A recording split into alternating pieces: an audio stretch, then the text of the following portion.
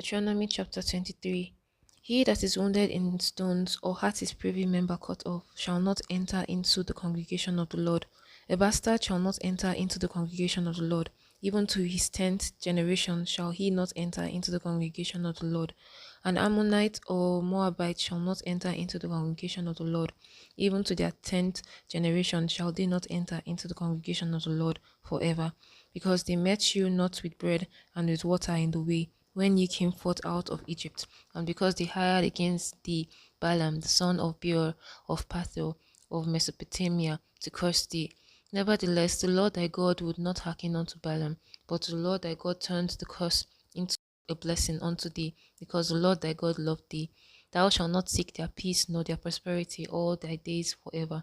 Thou shalt not abhor an Edomite, for he is thy brother. Thou shalt not abhor an Egyptian, because thou wast a stranger in his land.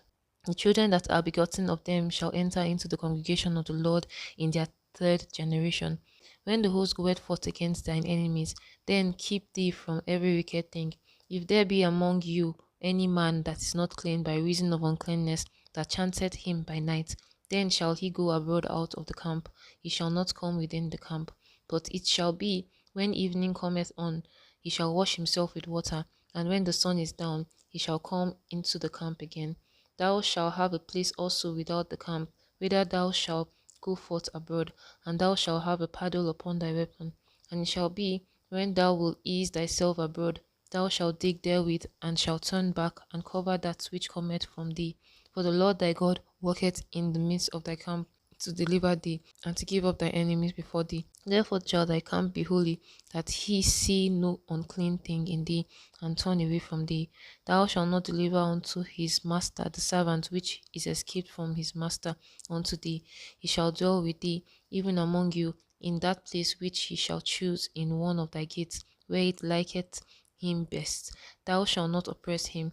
There shall be no war of the daughters of Israel, nor sodomite of the sons of Israel.